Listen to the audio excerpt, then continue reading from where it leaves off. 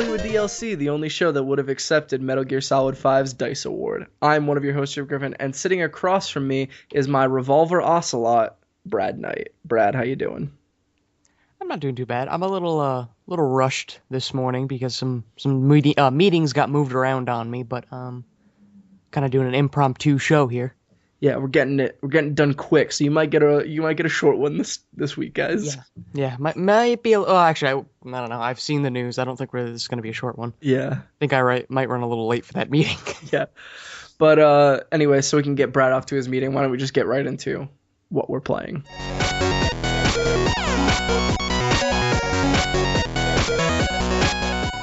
Brad, seeing as you're the one in a rush here, why don't you tell me what you've been playing this week? All right, so didn't play anything too spectacular this week, but there's one game I want to talk about, and it's Hand of Fate.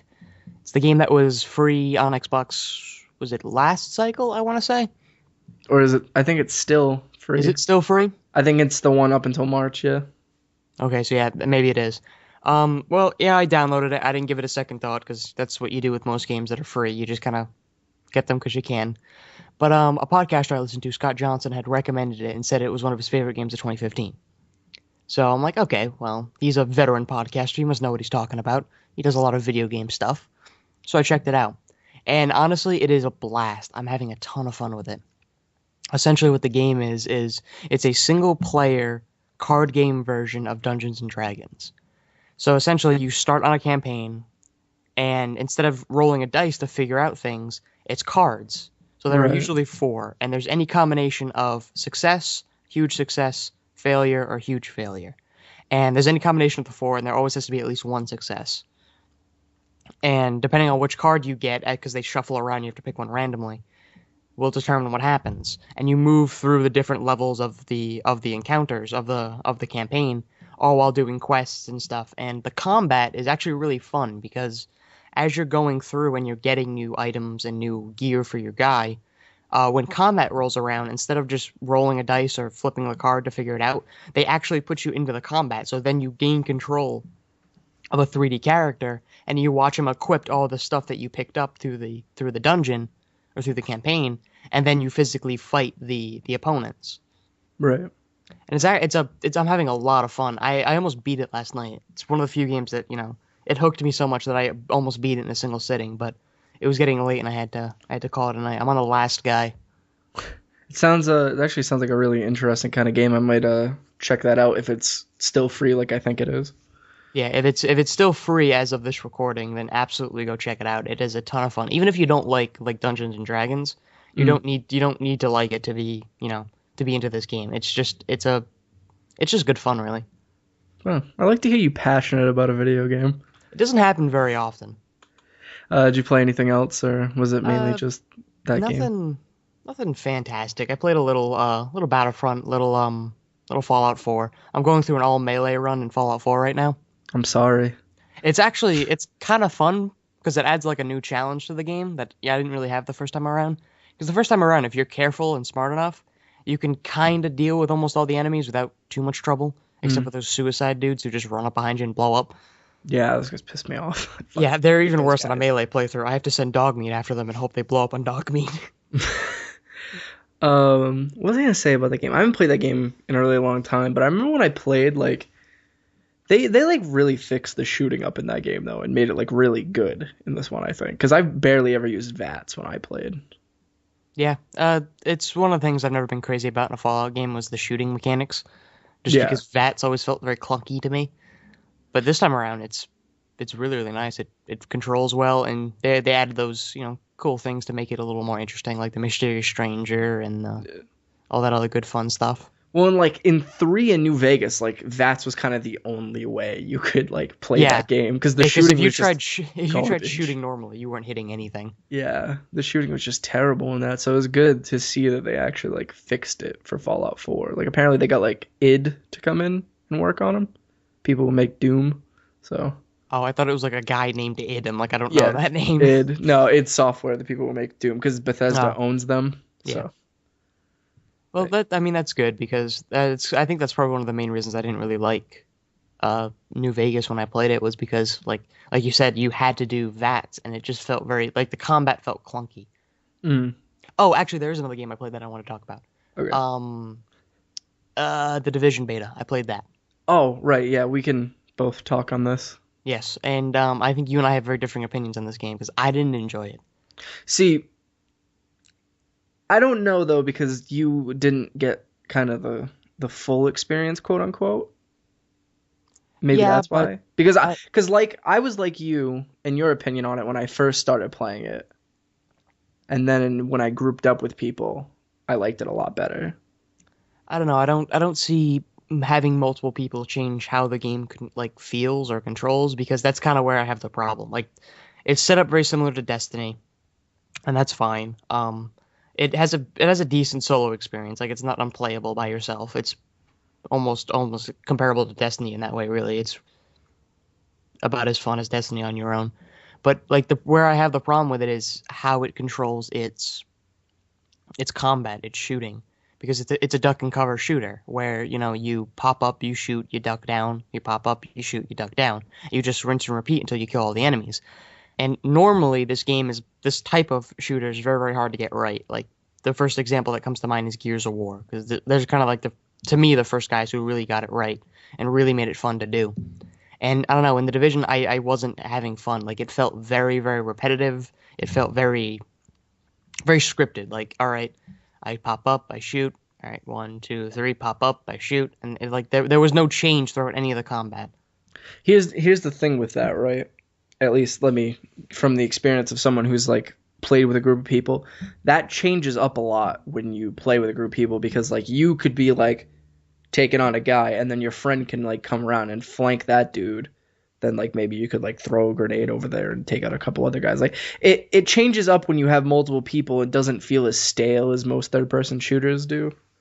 Like I see where you're coming from with this. Like when I was playing by myself and like just walking around the streets of Manhattan and like those random quote unquote encounters would come up Yeah, and I like those felt very boring. Where it was just like go into like a pharmacy, kill a bunch of guys, find a key, and like let out the hostages. I thought those were pretty boring, but like the missions I thought were kind of fun. And when you play it with other people, it kind of changes up the dynamic of the way you approach it. I think at least. did you play on Xbox One or PlayStation 4? I played an Xbox One. I had a hell of a time trying to get into the actual beta. Like it wouldn't work Really? for me. Yeah, I would get maybe half hour of playtime, and then it would say, "Oh, sorry, an error has occurred." Like, okay, well, I'll restart it. And every time I had to restart it, I would listen to that stupid dude do that intro again. Oh, It's like, let me do the stupid intro. hey, This is how you throw a grenade, and this is how you. I'm Dave from Ubisoft, Yeah, and like, I'm the go away. intern here for the division. Yeah, I only the only time that really happened to me was the first time I played the beta when they did the closed one. I heard that intro twice because there was like an error like you said, but other than that like yeah. No, I was having a but my real error tough was time. different. Like I got in there and like I picked my language as English and then all of a sudden my menus were in German. So like I couldn't read them. Some subliminal messaging by the division here. Yeah, but I liked it. I think it's gonna be fun in a full game experience. I think too, like at least with that beta, like there's not a lot to do in that beta. No, there's not. Like like the main majority of what you're supposed to do in that game is the missions, and like you can plow through like the two missions that are in it in like 15 minutes. Yeah. And then it's just exploring, which I think in the dark zone, but you don't want to go in the dark zone by yourself because You're just gonna get killed. yeah, you're just gonna get screwed immediately in the dark zone unless you have like someone backing you up and stuff. But Yeah. I'm excited to see how the full game of that is gonna come together. Yeah, I don't think I'll be picking it up just because I know I'll most likely be playing by myself, so it will be the experience that I had this time around. Yeah, So it it's kind sucks, of but it's kind of the way I'd say about Siege. Like you could theoretically, in theory, have fun with Siege on your own, but it's never gonna be as good as like when you get that team experience. yeah, which sucks because Siege looks really fun and I'd like to play that. Siege is really fun. Like Siege is so fun that I was gonna do a tournament this weekend until it got canceled. Like, we had a team and everything, and it was gonna be good. It was gonna be a good time, but then that just got dashed. Our hopes and dreams just burnt up in a fire. Well, other than The Division, Jacob, what have you been playing this week? Uh, I kind of haven't been playing anything really. Like I say this every week because like I don't play a lot. Like the majority of my time, like I actually, you know what's weird? I started playing GTA 4 again. Really, what drove you to do that? I watched a video on YouTube called GTA 4 is better than GTA 5, and it kind of brought back up all these memories for me. And like I The don't know, swing select glitch. I don't know what it is about GTA 4, but I kind of like it better than GTA 5 in a way. Playing it at least. I don't know. Like I didn't play GTA 4 a lot, so I don't have like that hooked in nostalgia that a lot of people do.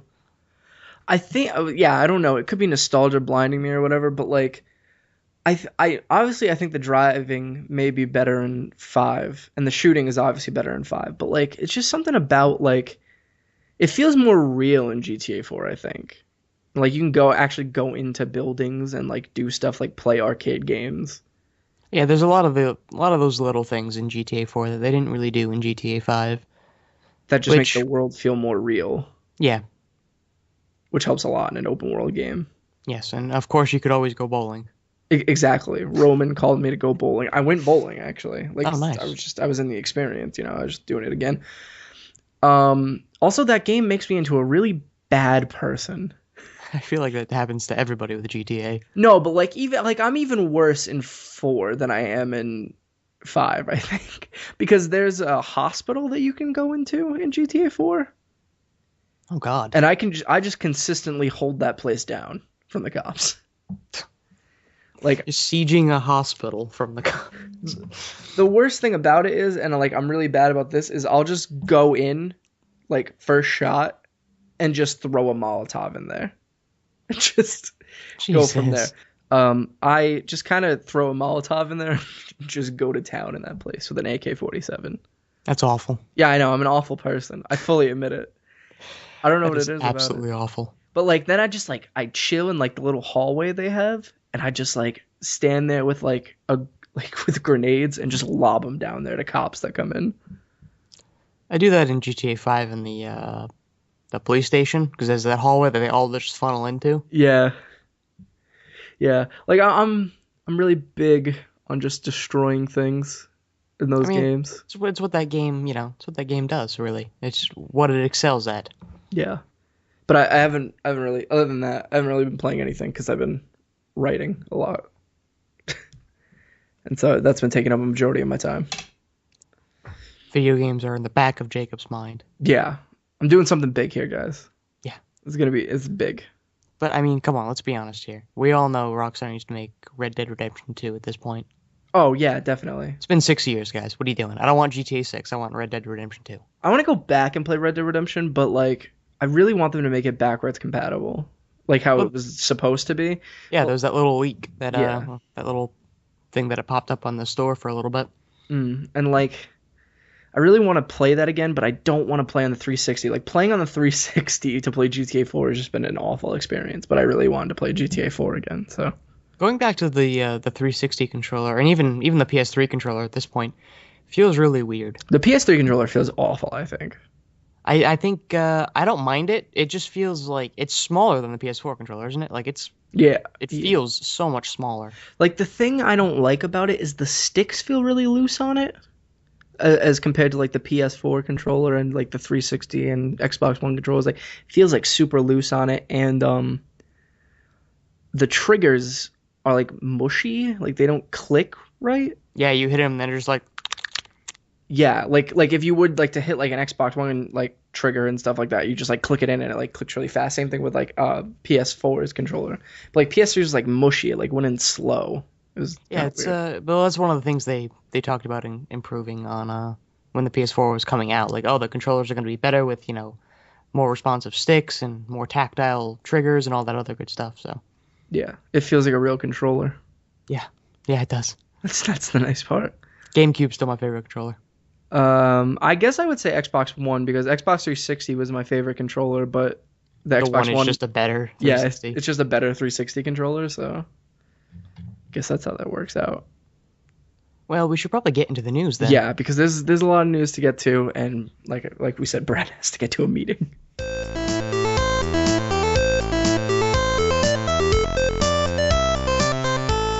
Brad, start reading me the news. All right. Well, I'll start with one that I'm not entirely sure how to feel about, but Resident Evil 4, 5, and 6 are coming to the PlayStation 4 and Xbox One. Are they coming as like a bundle of like all of them together? They or are separate? not. Awesome. They're being tiered as a release.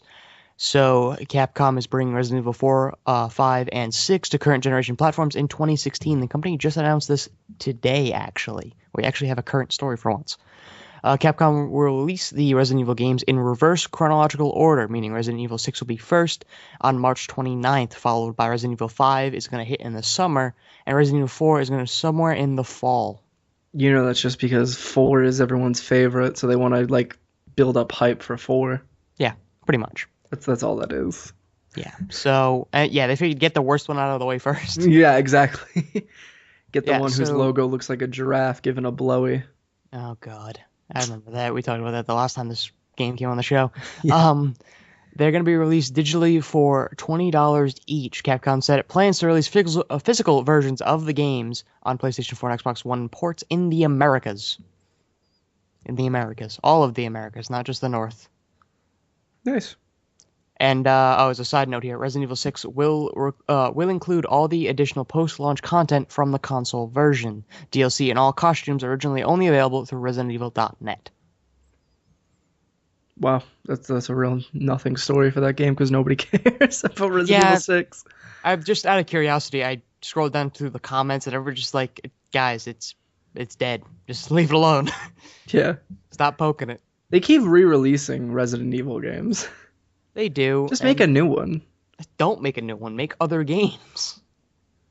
Or at least make a good one again. That's what I'm saying. Like make like a new one that's like the old one. Like don't instead of remaking the old one, make a new one that's like it. Well, yeah, but they won't. Well, if they do, it'll be Resident Evil 6 2. They won't make another 4. They'll make another 6. Make it like 1 again. 1 was really good and really like effectively scary. It was. Like They've- 4 has creepy moments in it, but it's not like scary. It's a horror game, but not like an actual scary game. Yeah. Like I want like that feeling of just hopelessness. Well, speaking of hopelessness, if you were feeling hopeless in Fallout 4, there's good news for you. That was a good segue. I like how you brought that together because I Thank didn't you. know how you were doing it. I work on my feet. I actually am standing right now. The survival mode for Fallout 4, the new one, has been leaked, and Bethesda came out and said it was correct, that the leak was actually true.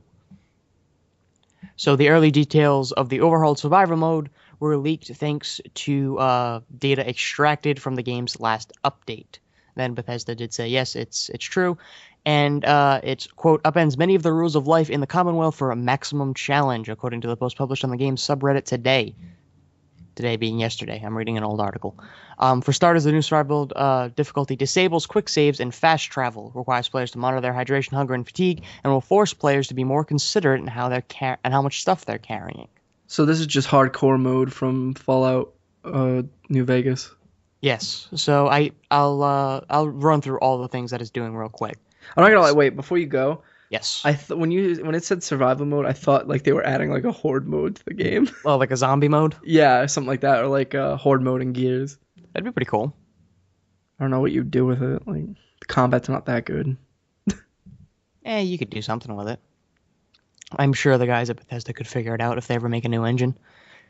All right, so everything it's doing. So saving, manual and quick saves are disabled. To save your game, you'll need to find a bed and sleep for at least an hour.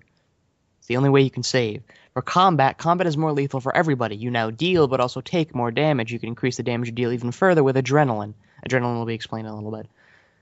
Fast travel is completely disabled. If you wish to be somewhere, you have to physically travel there. Weighted ammo. Bullets and shells all now have a small amount of weight, which varies by caliber. Heavier items such as fusion cores, rockets, and mini nukes can really drag you down. So apparently those are going to weigh a lot. This is going to be really hard from what I'm reading. Compass. Be sure to keep your eyes peeled as enemies will no longer appear on your compass. As well, the distance at locations of interest will appear has been significantly shortened. So there's no, going over the hill and seeing everything in a 3 mile radius. Right. You have to actually kind of run around. So adrenaline. Survival automatically grants the adrenaline perk, which provides a bonus to your damage output. Unlike other perks, the only way to increase your rank of the adrenaline perk is by getting kills, hostile or otherwise. I don't know why can you kill non-hostile people in Fallout 4? Yeah, you can just kill everybody in that game pretty much, except for like Can you? children. I haven't tried. I didn't know Yeah. that. In Fallout New Vegas, I literally did a playthrough where I killed everybody on the map. Jesus. Yeah. I didn't know you could do that. That's interesting. You get no quest. It like cancels out a lot of your quests. Well, they're all dead. I would imagine so. Yeah. Right. So, blah, blah, blah. Oh, sleeping for more than an hour, however, will cause your adrenaline rank to go down. You can check your current adrenaline rank at any time in the perk selection of the stat tab in your Pip-Boy. So it's like any other perk, but this one actually fluctuates. That's really cool, actually. So I have a question about this, and you can't answer this because you don't work for Bethesda, but like, what's stopping me from just continually spamming an hour long? Does that count as more than an hour of sleep, or is it just like if I set my thing to sleep for like 12 hours or something like that? Well, why would you want to sleep for? Let's say I want to sleep through till the morning. Oh, I don't know actually. I'm curious about that. I'll have to try it out when this update comes. Continue though. Yeah, that actually, now that I think about it, that could seem like an oversight if that's how that works. Yeah. But maybe it's just poorly worded here. I don't know. Wellness. You'll find it difficult to survive without taking proper care of yourself. You must stay hydrated, fed, and rested to remain combat ready. Going for extended periods of time without food, water, or sleep will begin to adversely affect your health, hurting your special stats, adding to your fatigue. I'll explain fatigue in a minute, and lowering your immunity. Eventually, even dealing physical damage to you, so you'll starve to death. Huh. That's pretty cool. So fatigue works like radiation, but affects your action points rather than your hit points. The more fatigue you've built up, the less AP you'll have for other actions. The amount of fatigue you've accumulated is displayed in red on your AP bar. So exactly like radiation. Like radiation, except for your AP, not your HP. Right. So the sickness that I talked about a minute ago, it's a compromised immune system, and a few questionable decisions can end up getting you killed. Eating uncooked meat, drinking unpurified water, and taking damage from disease-ridden sources such as ghouls or bugs, or using harmful chemicals all put your body at risk for various ill effects. When you are afflicted with an illness, a message will appear on screen. You can view specifics about your current illness by navigating to the status section of your Pip-Boy data tab. So apparently now there's going to be more than just, you're addicted to chems. I assume like you can get like withdrawals then from chems. Yeah, like you'll probably get withdrawals. You'll get, some kind of disease from the bugs, and I hate those freaking bugs. Bugs are difficult they're not difficult to kill, but they're difficult if you're not using melee weapons. Like you can take them out in like one shot with a melee weapon. They're just a pain. They're everywhere too. Like I always run into them. So the antibiotics which can be crafted at chem stations or purchased from doctors, heal the various effects of sickness. So to get rid of them, you have to get antibiotics. Right. From what this is seeming, it seems like money's going to be much more important. Yeah. You need to purchase a lot of this stuff. Apparently there are now bed types. There always were bed types. There were bed types, but I guess now they do something different. Now they matter. Yeah, the type of bed you're sleeping in determines the length of time you're able to stay asleep. A sleeping bag will save your game and may help save your life when you're desperate, but it will never allow you for a full night's rest and the benefits that come with it. So if you find a sleeping bag somewhere, the best you can do is save. You can't actually sleep to regen your health or do any of that other good stuff. Right. So that's interesting now. This game seems more like running to find the next sleeping bag. Right. So crippled limbs will no longer automatically heal after combat and will remain crippled until healed by a stim pack. Carry weight exceeding your carry reduces your endurance and agility stats and periodically damages your legs and health. Think of your back. I don't know. They like to be funny with their articles. Companions will no longer automatically get back up if downed during combat and will return to home if abandoned without being healed. I actually like that change because now my companions won't possibly getting lost. I lost Piper for a week because I couldn't find out where she went. I always just send her back to Sanctuary. I usually keep her with me, but she ended up getting stuck on an elevator is what happened. But I was running around trying to find out where she went. I went back to her house. I went everywhere, and she was nowhere. I only found her because I accidentally walked by the elevator she was stuck in, and I heard her talk. So there's one more. It's enemy and loot repopulation. Locations you've cleared will now repopulate enemies and loot at a significantly slower rate. So unlike the current game where you can like kind of just bounce between two areas, and by the time you get between them, everything will respawn. This seems to it's going to take a lot longer, and that's not going to be a viable strategy. This sounds crazy. This sounds like a lot of fun, actually. It does. It sounds like kind of like DayZ, but without like the multiplayer aspect of it. Yeah, which is good because the multiplayer aspect was my least favorite part of DayZ. True. I'm not big on multiplayer like MMO survival games. Right. But no, this sounds really, really cool. I'm definitely gonna check this out. And of course, this is in addition to the DLC that they're preparing to release. All right, so the next one, the game we talked about quite a bit on this show, the Fire Emblem Fates. The game with the face petting and the what was it, skinship? Yeah. Oh yeah, that's weird. Yeah. So Fire Emblem Fates actually is the series' biggest stateside debut ever. And this is probably no doubt because of the extensive media coverage that this game got as compared to the previous installments. I assumed it was because of the face petting. Also because of the face petting. But remember, you can't actually do it. You can only watch. We like to watch here in America. Over its 3-day launch window this past weekend, the game, which hit retail in 2 versions, Birthright and Conquest, sold in a combined total of 300,000 copies. That's 5 times more than the number of units moved by Nintendo's 3DS predecessor, the Fire Emblem Awakening, during its first 3 days on sale. Awakening sold 180,000 copies during its first month. So it did more than double, almost double, in its first 3 days than the last one did in a month. So that's really, really good for Nintendo. Yeah. And Nintendo also said, without revealing anything specific, that buyers picked the more beginner-friendly Birthright over the more challenging Conquest. So this seems to indicate that more new players are getting into the series rather than returning veterans, because veterans would most likely go for the challenging title. Right. So yeah, that's really all it is, and it just says that players who have already picked a side can look forward to new content for the games going forward. Its first round of free downloadable content is now available, and Nintendo will release further maps for Fates on a weekly basis. A full-sized third path of Fates called Revelation will also go on sale on March 10th. So yeah, this game seems to be doing really, really well for Nintendo, and I entirely believe it's because, they hit the news articles 1,700 times in the last month. Nintendo really needed a win. Yeah, and this was good for Nintendo.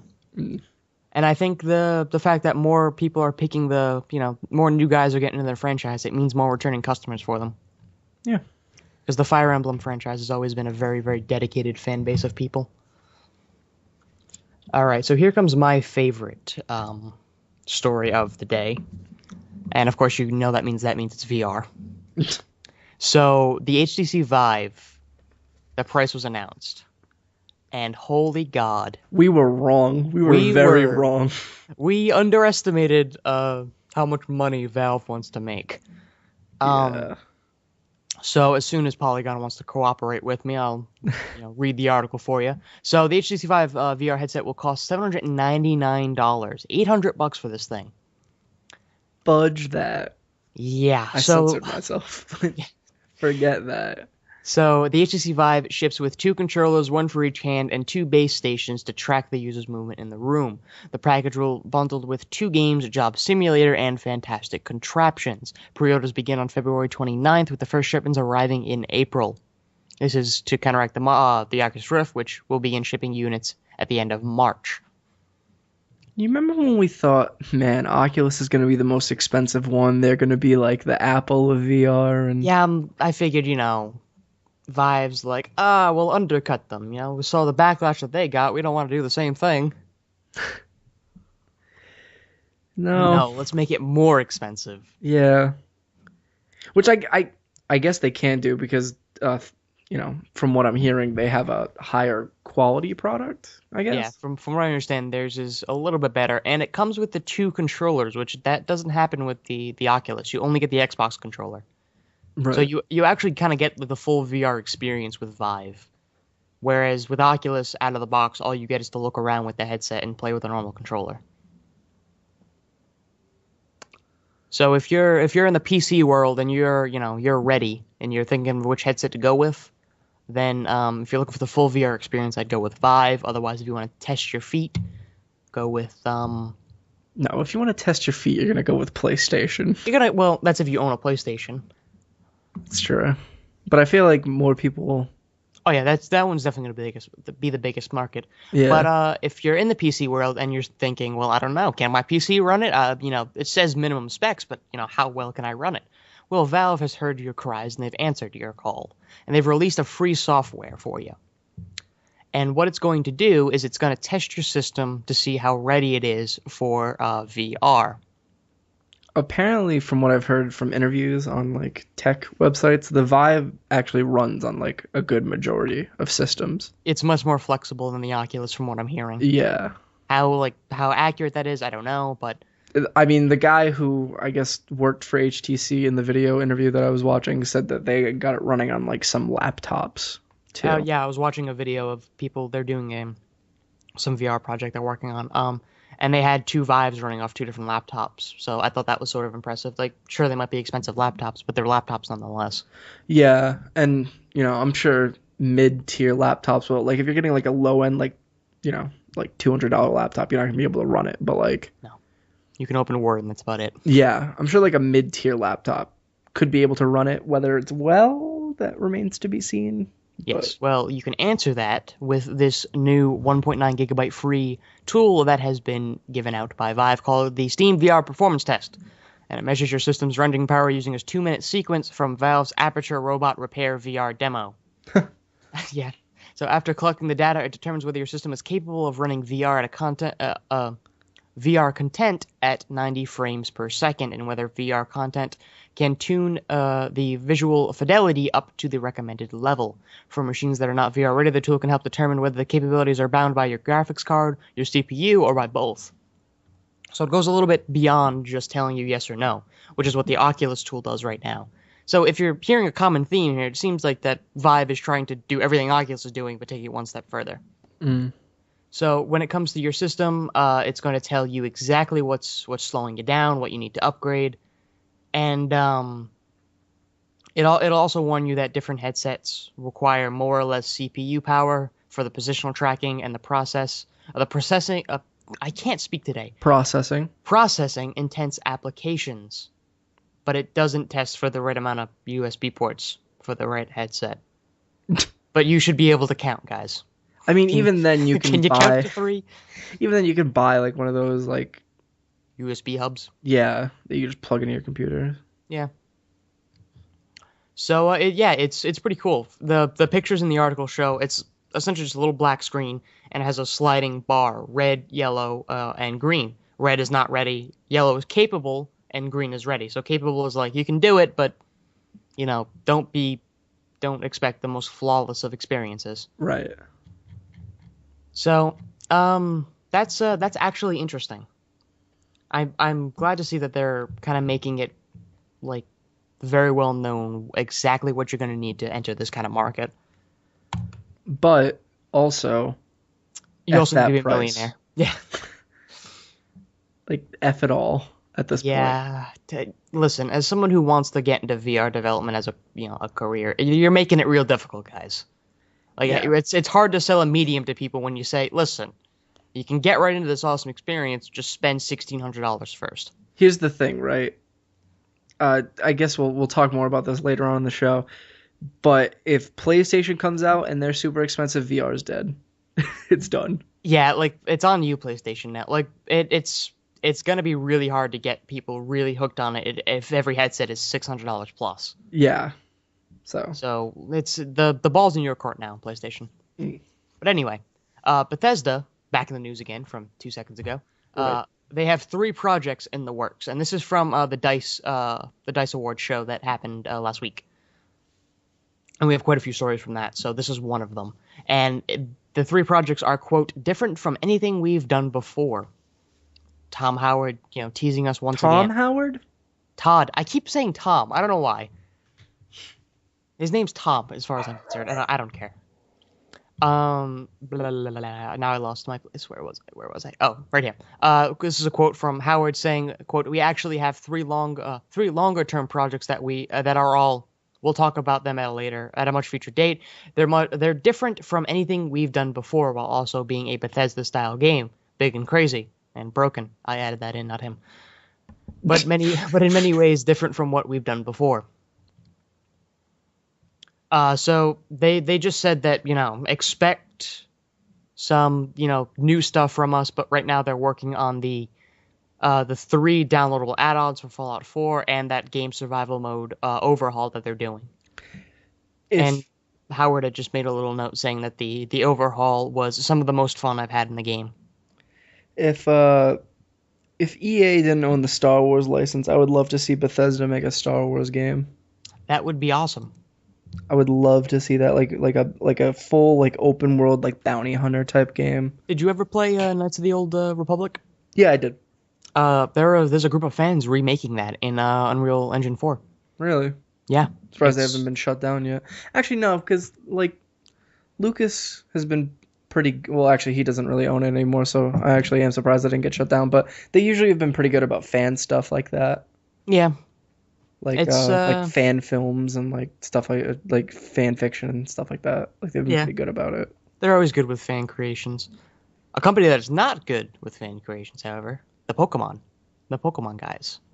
Are they really not good with fan creations? No, they generally like to pull down anything that's not a licensed Nintendo product or Pokemon product rather. Right. So the next games, another leak. The next game names might have been leaked. And they've officially run out of colors because now they're called Pokemon Sun and Pokemon Moon. What? Yeah, they've run out of colors, dude. There's only so many colors in the world. They can't do teal and magenta for the next games. So this is from a pair of trademark registrations for Pokemon Sun and Pokemon Moon. And there was I don't know who this is. Nerd Leaks apparently spotted the trademark registrations. That was hell is Nerd Leaks? I don't know. The guys who found this apparently. I think they're another news organization. Probably specifying specifically in leaks, if I had to guess. They noticed the 2 trademarks by a Nintendo company at the Office for Harmonization in the International Market. That's a long name. Right. It's the organization that registers trademarks for the EU. And it covers a wide variety of video game and merchandise-related goods. Nintendo plans to broadcast a Pokemon-focused Nintendo Direct presentation on Friday, the 26th, tomorrow. So, we're a little late on that, or a little early, I suppose, where it's possible the company will reveal its plans for the next Pokemon games. And right now there's a whole bunch of stuff going on for the 20th anniversary of Pokemon. Yeah, they had a Super Bowl commercial. Yeah, they had a Super Bowl commercial. Twitch is doing a full streaming of the entire show starting, I think, Saturday. Yeah. I didn't throw that in here because I figured literally what I just said was the extent of the story. Sounds cool. But I'm going to cut in real quick. Cut in? Oh, wait, are you done with the Pokemon story, or is there more to it? No, that's just it. The next one's looking to be Sun and Moon, apparently. All right. Well, I'm going to cut in with a little story about PlayStation VR. And so this is apparently attached to GDC 2016, according to the headline of this article on IGN. But Sony dates PlayStation VR presentation and hands-on demos. Sony has sent out invites for the PlayStation VR event being held in the middle of March. The invite-only event will be held on March 15th in San Francisco. The exclusive press event will begin with a presentation of the PlayStation VR, formerly codenamed Morpheus, that begins... Still a cooler name. Yeah. That begins at 2 p.m. Pacific time, followed by several hours of hands-on demos. And they have a picture here of the invitation. It says, please join us at the exclusive press event for PlayStation VR. And then it says the date, San Francisco, California. The invite-only event begins, blah, blah, blah, hands-on demos. Doors open at 1. Yeah, it's all crap that doesn't matter to us. You know who didn't get an invite? Me. Yeah, we didn't get an invite, which, what the hell, Sony? Come on. We're like the biggest VR fans everywhere. At least that I've heard. Yeah, exactly. Yeah, exactly. So this is supposedly going to be the event where they reveal the price and release date for PlayStation I VR. hope to God they make it like $400, 450. I'd even take 500 at this point. No, Make it cheaper than anything on the market. That's all here's you the need to do. thing. You can't sell this device, at least I think, because it's aiming at more of a casual audience. You can't sell this device at more than what the console costs, I think. Um, Because the console itself right now on the market costs it's 400. 350. Is it 350? It's 350. No, I don't. They can't sell it. There's no way they can sell it for 350. There's no way. They could sell it for 350, I think. Could Sony they? Maybe. Would they? No. No, I think Sony is the kind of company to take the bite on this. Because they could have sold the PS4 for like $500 when it came out, but they didn't. They wanted to undercut Microsoft. And what's the perfect way to undercut all the other VR makers than being like, our thing costs the same as our console. Come buy it.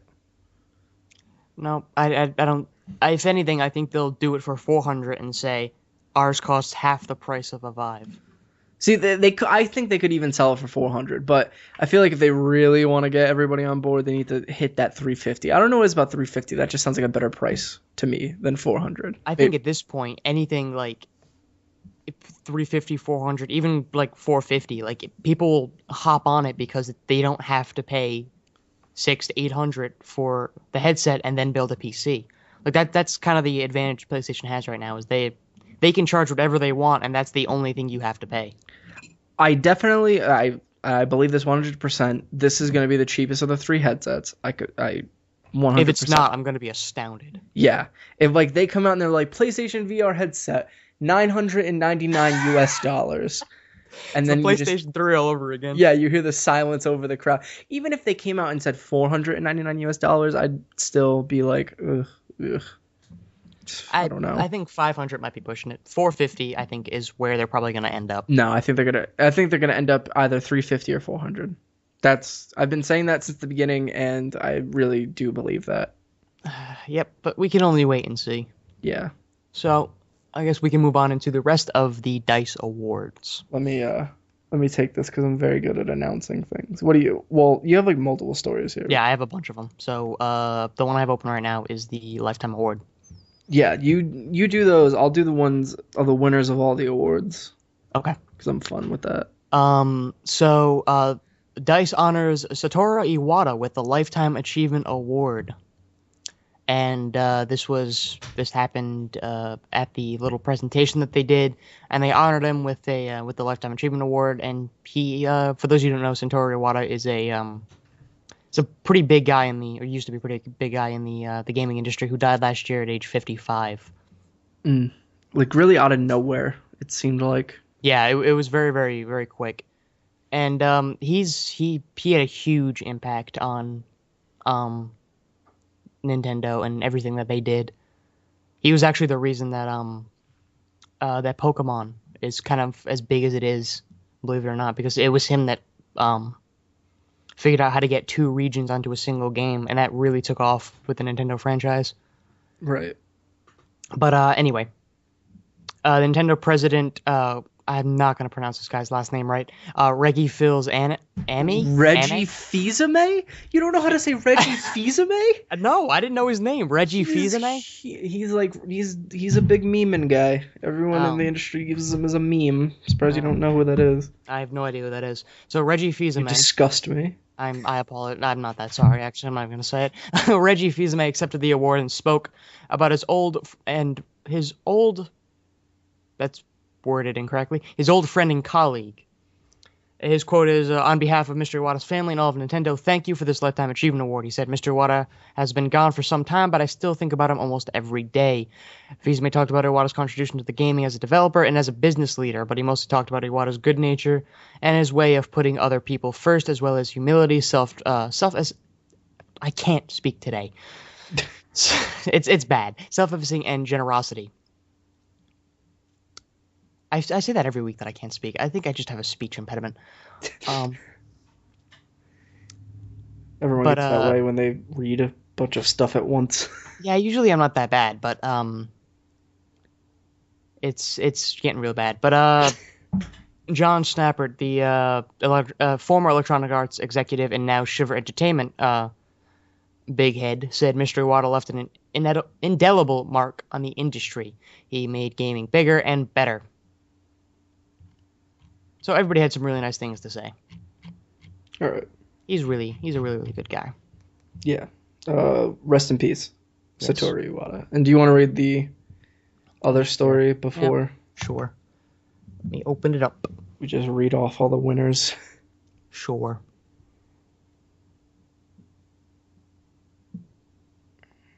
Waiting on Polygon here. Come on, Polygon. Let's do Literally, you have to open up like three paragraphs of text, and your website can't handle it. Damn it, Polygon. Roll up. What are you doing, guys? What's going on over there at the Polygon headquarters? Okay, here we go. So neither Konami nor Kojima accepted Metal Gear Solid 5's DICE Award. So they, as Jacob will talk about in a little bit, there were a bunch of awards given out at the 19th Annual DICE Awards, and one of them didn't quite go so well. So, 2 or so hours into the show, Metal Gear Solid 5: The Phantom Pain won an award for Best Adventure Game, but publisher Konami wasn't around to accept it. Instead, Jordan Mechner, creator of Prince of Persia, and Kiki Wolfkill, that's a really cool name, Kiki Wolfkill. Yeah, I was going to say, Kiki Wolfkill is a great name. It's an awesome name. Executive producer at 343, who were presenting the award, accepted it on the company's behalf, to the slightly confused and perhaps embarrassed laughter of the audience. So, the reason this is kind of confusing is that less than half an hour earlier, Kojima, who was one of the creators, was up on the same stage to accept the Hall of Fame award from friend and colleague Guillermo del Toro. Right. And they had their whole little chat. They had a talk. Yeah. So, and then Terrence Myers, the executive producer of DICE Awards, said Konami was unable to send somebody to the awards, and Kojima-san preferred not to accept it. The Academy thought the solution of having the presenters accept on behalf of the title was best for all parties. So they Polygon reached out for a comment for Konami. They haven't responded. But yeah, it was just like a weird, awkward kind of thing where like they announced the award and then they kind of had to just accept it. Right.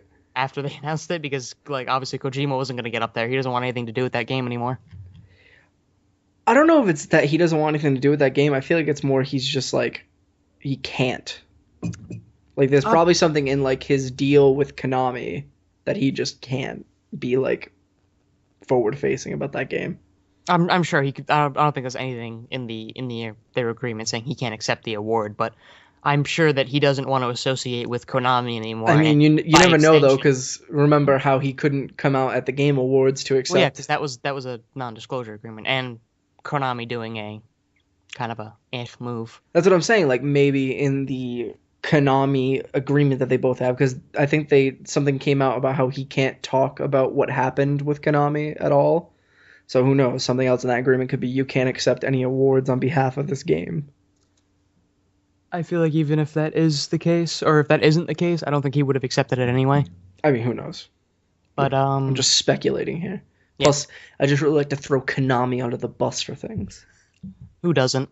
It's become the favorite pastime of everybody in the gaming industry. If it's not EA or Ubisoft, it's Konami. But yeah, that's the end of my my DICE Award stuff. And Jacob wants to be an announcer, read and do some gaming award shows, because they do an award show every year at this thing. Yes. And so here are all the winners of the 19th annual DICE Award Show.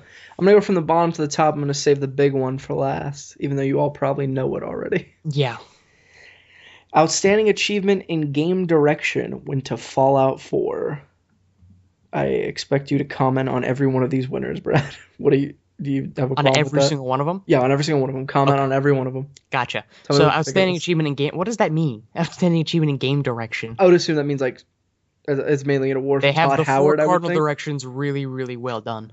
I would assume that's like an award for Todd Howard because he was game director on it. So Maybe. maybe it's just hey, you did a good job directing this game, Todd. If that's the case, then good for him. I feel like that's well deserved. I'm sure Todd Howard worked very hard on that game. Outstanding achievement in game design, The Witcher 3 Wild Hunt. I think that makes sense. The Witcher 3 does something the other two Witcher games before it didn't, and it really kind of makes it a really immersive experience. Yeah, I don't have a problem with that at all. The Dice Spirit Award. I have no clue what the Dice Spirit. That's Sprite, not Spirit. Sprite. Is that like the drink Sprite? Yes. That went to Rocket League. I guess I don't know what that means. Can you look up what the Dice Sprite Award is, please? The Dice Sprite Award, sure. But keep with your announcer read. Yeah, while he's reading that, Adventure Game of the Year, Metal Gear Solid 5, that great adventure game. It's not really an adventure game. I mean, I guess adventure game is kind of gets lumped in with When I think of adventure game, I think of like Telltale or what's another adventure Telltale's game? Like Until Dawn. Oh, so like a story, not a story driven, but like just a go through the story kind of game. Yeah, like those are adventure games, but yeah. I wouldn't say they define the genre. That's what I assume. When I see adventure game, that's what I think, though. That's the thing. And I think Life is Strange was also nominated in this category, and Life is Strange is very much like a Telltale style adventure game. So, all right. So the Dice Sprite Award will be awarded to a game having disproportionate resources for development and exposure as compared to AAA titles, represent a higher degree of risk tolerance, and advances our industry with innovative gameplay and experiences. Yeah, that makes sense. Rocket League got that. Yes. Good game. And there's another weird one on here that they explain, so when you get to that, I can do that. Technical Impact Award, Microsoft Basic. It's next. So the Technical Impact Award celebrates unique innovations that contribute to the ongoing process of interactive media. Honorees may come from various facets of the industry, which may include, but are not limited to, software, hardware, and community. So do you know what Microsoft Basic is? No. All right. No idea. Great. Fantastic. Good job, Microsoft. You won something. You did it. Good job, guys. Handheld Game of the Year, Helldivers. It's a good game. Played on Vita. Is it a good game? Yeah. Hotline Miami should have won this one, I think. Quick Google search says Microsoft Basic is the foundation product of the Microsoft company. Great. It's the best I can do for you. Outstanding achievement in online gameplay, Rocket League. I completely agree with that. It was probably one of my favorite online games of the year. Besides Siege, obviously. Yeah. Racing game of the year, Forza Motorsport 6. There was like 2 racing games this year. Show of hands, who's surprised? Yeah. Like, there was nothing really that came out this year that was a racing game I can't think of. Anyway.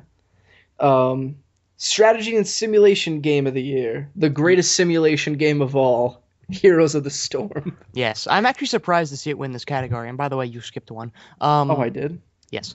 Oh, I did. You're right. I'm actually really surprised to see Heroes win this because it is a strategy game, but it's weird that they lump strategy and simulation into the same thing because those are two wildly different things. Right. They do that. I noticed with a couple like other stuff that things they've done. Don't deserve to be together. Or yeah. There's one later on that this will come up and make me laugh. Sports game of the year, which is the one I skipped. Rocket League. I agree with this. Thank God it wasn't like one of those like regular boring sports games. It was one where you play soccer with cars. I feel it's odd that it is considered a sports game. It's weird to think about it in that yeah. But I'm just glad it's not like FIFA or Madden that won it. It's really all I care about.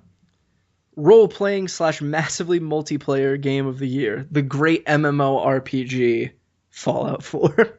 Yeah, like this is another one. Like those two things should not be together. Right. Like they're both technically role-playing games, but like they're Fallout 4 is not even multiplayer. Exactly. The different things.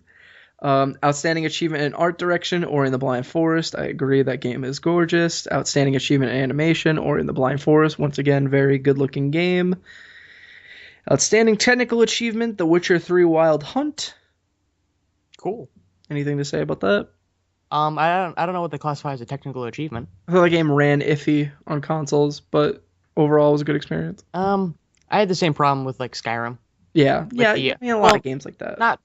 Not exactly the same thing. It was just the horse. Games seem to have trouble with horses. Except for Red Dead Redemption. Except for Red Dead Redemption. Another reason we need Red Dead 2. Get on it. Yes. Get on it, Rockstar. Outstanding achievement in story, The Witcher 3 Wild Hunt. I agree with that. A lot of their side quests in that game are like fantastic. Yeah, stories. it's one of the few games that even the side quests are sometimes even more engaging than the like main one. The Bloody Baron comes to my mind. That's, Yes. like one of the greatest like things I've ever played in a video game. Yeah. Outstanding achievement in sound design, Star Wars Battlefront, completely agree. Absolutely. It sounds like the movie and it's awesome. Yes. Outstanding achievement in original music composition, Ori and the Blind Forest. I am surprised that Undertale didn't win this because that is what everybody says has the best soundtrack of all time is Undertale. I guess it doesn't technically count for it because it's not like all made specifically for the game, but my favorite soundtrack was Hotline Miami too. That does have a really good soundtrack. Yeah, but it's all technically artists who just made songs and they picked the songs for it. Yeah, so it doesn't count. I wish they had a compilation music composition thing or something. I don't know. Forget it.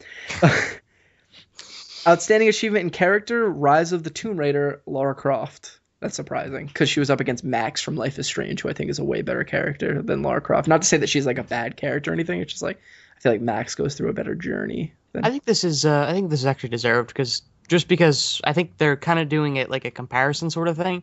Like the Lara Croft that you got in this Tomb Raider was worlds better than any Lara Croft we'd seen previously. She actually felt like a real human being, and she's more than just a pair of pointy boobs. Exactly. No. But yeah, but like I don't have a problem with it winning. I compare it to the other like big one that I think of that was nominated, which was Life is Strange, and I think Life is Strange. Yeah, I mean, it's just a fantastic. With this whole thing, you're gonna have to take everything with a grain of salt because when Fallout 4 wins Massive Multiplayer Game of the Year, I tend to have problems with the whole list. Mobile Game of the Year, Fallout Shelter. I'm not surprised. I wanted Pac-Man 256 to win. Pocket Morty is the only thing I can. No, it's not even a 2015 game, is it? It's 2016. All right. Well, I want that on there for the next thing because it's the only mobile game I play. Family game. It's just weird that you play that because you don't watch Rick and Morty. I don't watch the show, and this game has not driven me in any way to watch the show. You should watch it though; it's great. Family game of the year, Super Mario Maker. Okay. Yeah, I guess that's a family game. It's a good game. It's Mario. It's the most basic of family games. It's the Mario. Fighting game of the year, Mortal Kombat X. It doesn't say X here, but I'm going to assume that it means Mortal Kombat X. And it's just every Mortal Kombat not the 2009 or the 1990 Mortal Kombat. So. Mortal Kombat. Action game of the year, Star Wars Battlefront? No. Yeah, okay. It's a good game. I can accept that. I don't agree with it. I don't know what else was nominated, but I can only assume that it. What would you put in its place? If we're talking about like any kind of action game, I would have picked Batman Arkham Knight, in my opinion. Yeah, that was a pretty good one. And then the big daddy of them all, game of the year, went to the massively multiplayer Fallout 4. Yes. Finally, an MMO wins game of the year, guys. Yeah, we can all put down the pitchforks. Yeah. All right, so now I'm curious. So I imagine, do you agree with the Fallout 4 game of the year thing? Was it deserved? I mean, it's not my game of the year, but yeah, I think that technically and story-wise, that game is pretty good. Technically less so, but I think it's it's obviously a good game. Yeah, I'm fine with it. So I'm curious now. I want to scroll back down to the role-playing and massive multiplayer game. Because Fallout 4 isn't multiplayer, I'm curious, what would you actually pick as your massively multiplayer game of the year? Assuming those are two different categories. Was there any MMO that launched this year? Well, it doesn't have to be an MMO. It could just be any massive, like Battlefront is a multiplayer game. Yeah, I assume by massive multiplayer they mean like 10,000 people in the world or more. Blade and Soul launched this year, I believe, in the West anyway. I don't know if that counts. Any other MMOs? The only MMO I've played since WoW has been Star Wars: The Old Republic, and that came out like years ago. So. Yeah, I don't know. DICE, get your stuff together. What are you doing? Yeah, stop lumping these things together. I think I understand why they do it because there probably weren't a lot of massively multiplayer games that came out this year because we couldn't even think of one. But Well, I mean, if you're gonna do that, then lump it together with like simulation, because those two very rarely have any big titles, right? Mm. So like you Well, can that pick seems one. like what they did here, where they put simulation with strategy. Well, There's not a lot but of strategy games that come out every year.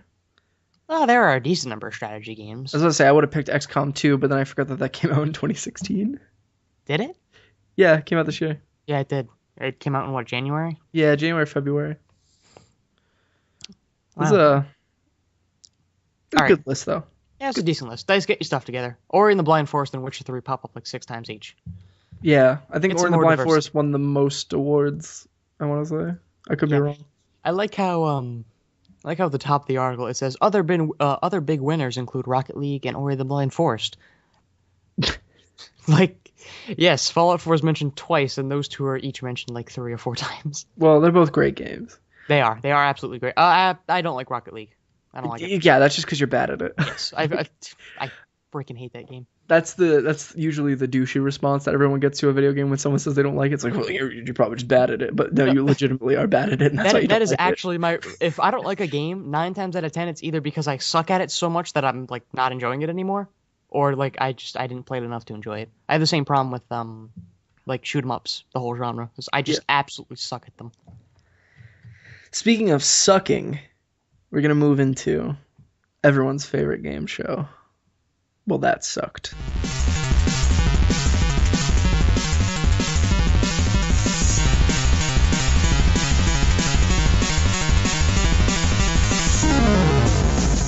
Welcome to Well, That Sucked. The way the game works is simple. I give Brad 3, count them, 3, randomly selected games, and he has to tell me which of those 3 is the lowest rated according to Metacritic. I can give Brad no help besides a brief description of the game if he so wishes. Brad, are you ready?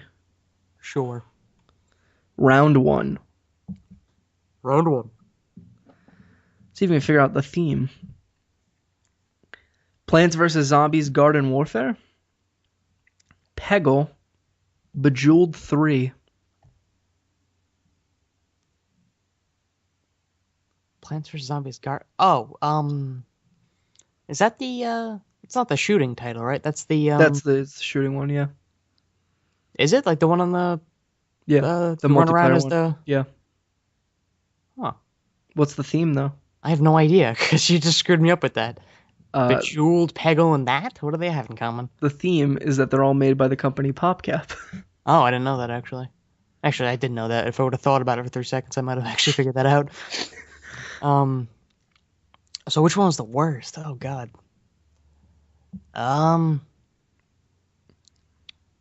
This is tough actually because they're all like really good games. Yeah, I mean, you got to think that I mean, I didn't really put a lot of time into it, but you got to think that Garden Warfare is like a good game if it just got a sequel. Yeah, like I remember hearing nothing but good things when that game first came out. And Bejeweled obviously is like one of the classics. Peggle's my personal favorite PopCap yeah, game. Who doesn't love Peggle? Communists and the Nazi Party. Of course. I mean, I feel like even they would enjoy Peggle. They have to have some kind of pastime. No, I think they think that Bjorn the Unicorn is Jewish, so they don't enjoy it. I can see how that could be inferred. I think I'm gonna go with Bejeweled just because I think that's the one that has like the least sort of like diversity in its play. That's my reasoning anyway. It's gonna be completely wrong, but that's how I'm doing it. Brad, Yes. you're wrong. Yep, I figured. It was Plants vs. Zombies Garden Warfare. Aw. Was the lowest rated, but can you tell me how low? It's gotta be like an 89, right? 75. Oh, wow, okay. It's not bad. No, but that's much lower than I was expecting it to be. I heard it was a fantastic game. The new one got like a high 80s. At least they're getting better. Bejeweled 3 is the second with 82, and the highest rated, of course, is Peggle with a 91. Yeah, there's no way Peggle's going to be the lowest. You're damn right. Round 2. Round 2. See if we can figure out the theme here. Just Cause 2. Mafia 2. Mercenaries 2 World in Flames. I made like a technical, not technical. I made like a secondary theme and didn't even mean to. Uh, Shooters and the second of the series. Yeah, the second of the series is the one I didn't mean to make, and Shooters was not it. It was open world games. It's actually the one I was going for. Open world Ah, games that weren't GTA, at least. ah. Well, one of these is not like the other. I'm probably gonna go with that one. What was the third one? Mercenaries 2 World in Flames. Yeah, I've never heard of that. You've never heard of Mercenaries 2 World in Flames? That's probably why that game didn't do so well. Yeah, that's Because everyone should have heard about that. It's kind of like Just Cause before Just Cause like took off. Ah, Except you don't have like a grappling hook and stuff. Like it's just about blowing crap up. yeah, but I'm definitely going with that one because Just Cause is everybody loves Just Cause. Just And, Cause 2 was a great game before one of Just your Cause favorite 3. games. I love Just Cause 2. Yeah, you're right though. Can Yeah. you tell me what it's rated? 63. 72. Okay. Mafia 2 was the second with a 77, and the highest rated, like a fine wine, Just Cause 2 with an 82. I don't think fine wines were in 82. I think they have to be a little older than that. It's I'm from not a the wine year- aficionado. It's from the year 1982, so it was from a long time ago. 1982 is not that long ago. It was like 30 1982 was longer than, we've been alive. You gotta 30 think about it. We're it's- 19 at this point in our lives. That only It- brings us back to like 97. years. 96. But yeah, Yeah, I mean it's 97, 32 years. 96. Is that long in wine years? I'm not a wine guy. I'm not a wine aficionado. Don't look at me. But yeah, Just Cause 2. Great game. Next Everyone- week, guest speaker on wine. Yeah. Everyone played Just Cause 3. The new DLC's coming out. You get a jetpack. Let's get ready. Round 3. Round 3. See if you can figure out the theme of this one. Oh God. I laughed because this theme is it's so blatant. Spider-Man, Spider-Man 2, Spider-Man 3. Well, it's a Spider-Man. Yeah, it's all three of them based on the Tobey Maguire Spider-Man franchise. Love me some Spider-Man. It's actually my favorite superhero. Really? Yes. Grow up. What are Love you, a Spider-Man. kid? Like when you're a kid, you like Spider-Man. Grow up. What's wrong with Spider-Man? Like he's all right, but like he's no Batman, no Iron Man, no Deadpool. Yeah, I'm good. I'll stick with my Spider-Man. Which is odd because Spider-Man is, I think, what originally, gave me my fear of spiders because I hate spiders, but I love Spider-Man. The movie Eight-Legged Freaks did that for me. Did it really? I never saw that movie. Kind of. I like it though. It's like a cheesy kind of riff on like those 50s like giant insect movies. Yeah. Yeah, it's kind of fun. I would say we should do a complete review on it, but it's probably too old and nobody cares about it. Yeah, probably. I don't remember much about these games actually. What? Spider-Man 2 is like, it's just in that game is, it's just can you stop kissing your mic? That sounds swinging really in that weird game on is my a end. fine wine. Yeah, it sounds really weird on my end. Stop kissing your mic.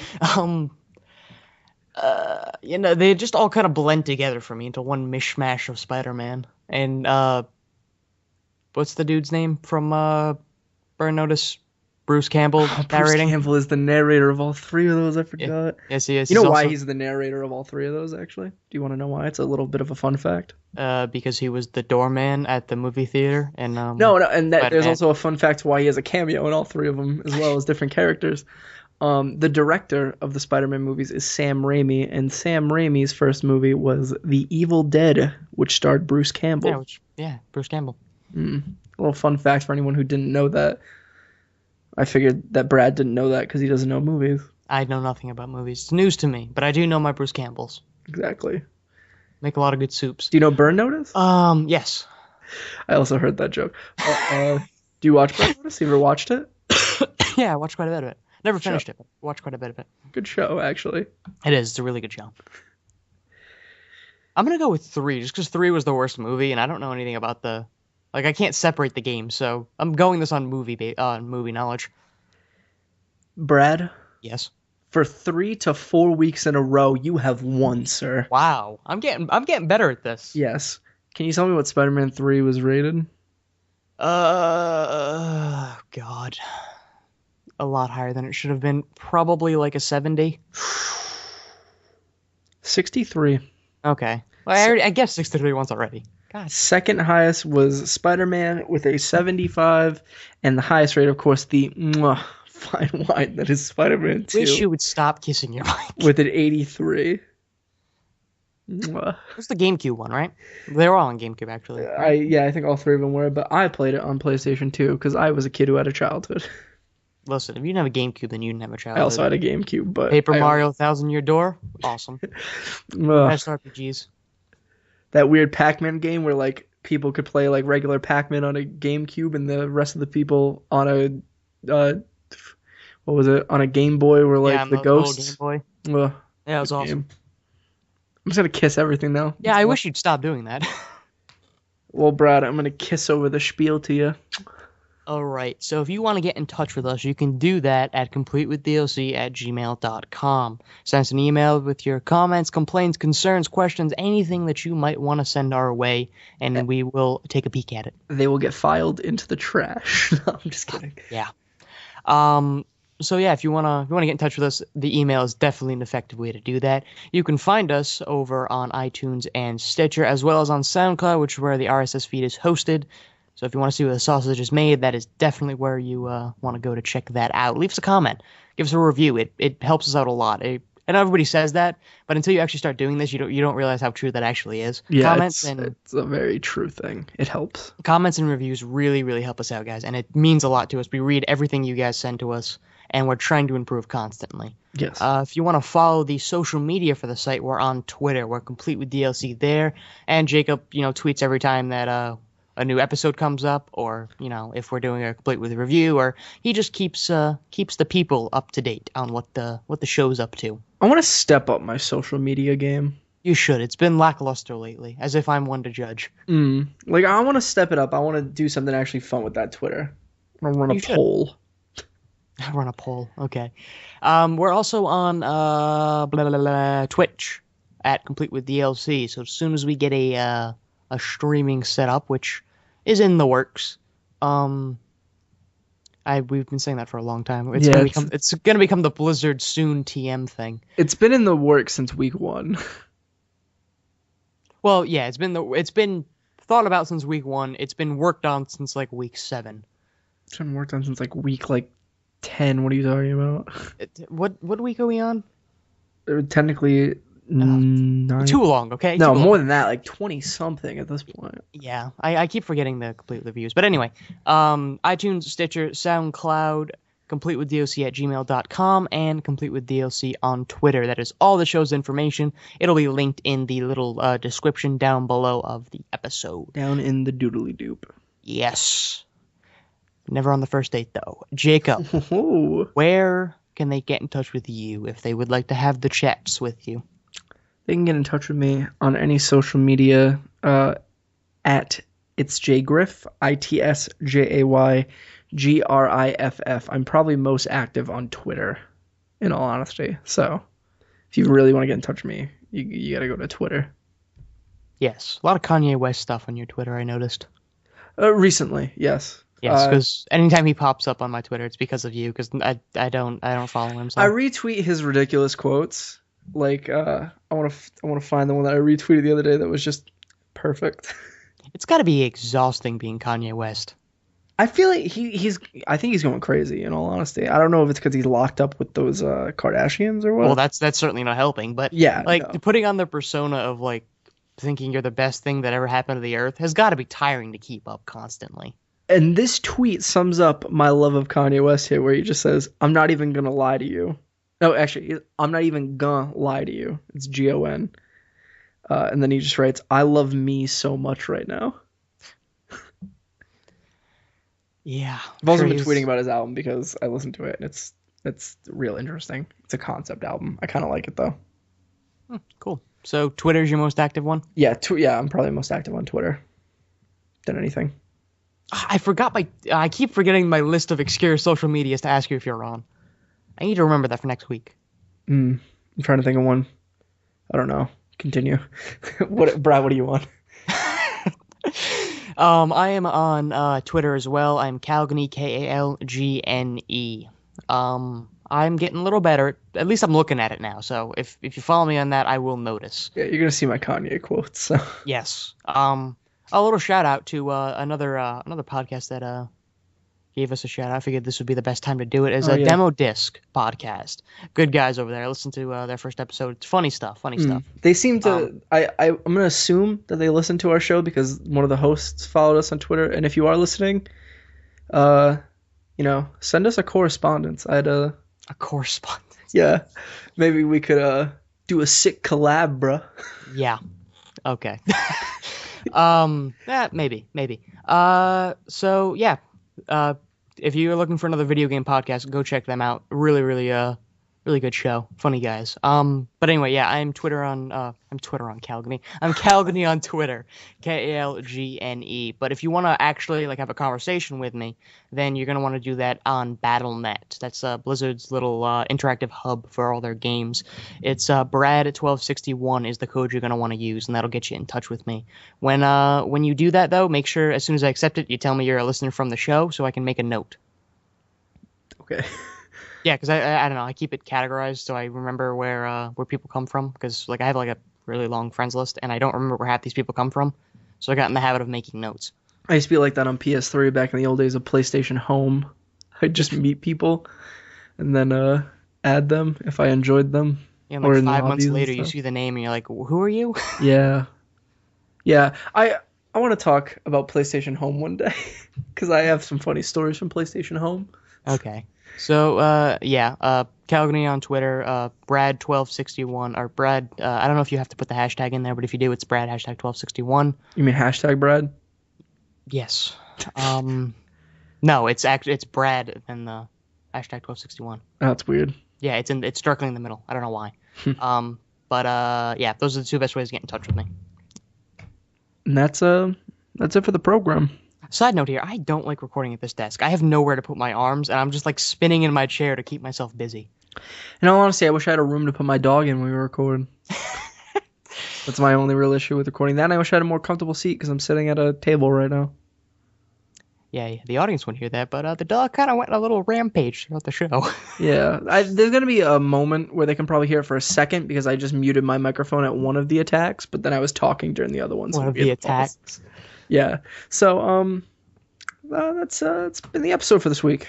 And now I need to go rush to a meeting.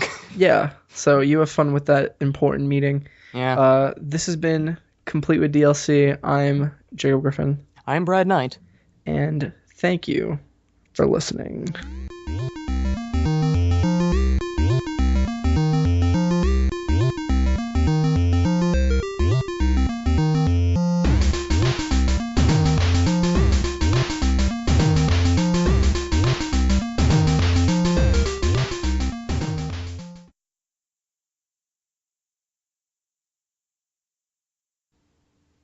Welcome to Complete with DLC, the only show that would have accepted... Oh, wait, is it the only show or the show that would have? The only show. Oh, okay. All right, so I didn't know if you... Reroll. I didn't know if you changed the format. Okay. Hey, this will go at the end. Yeah. All right, I'm back. Sorry. Are you... Brad? Oh, no. He's making another coffee. Oh, jeez. Coffee time with Brad. He's gonna put in like a nice amount of cream and sugar. He's just gonna mix it all up into a cup and he's gonna drink it on the program. And he's coming back to the desk. I think he's gonna hear me. I hear you. Your phone call over? Yeah. Hi, I went to go get another cup of coffee. Yeah, I know. I was play-by-playing on the podcast. That's probably gonna go in at the end.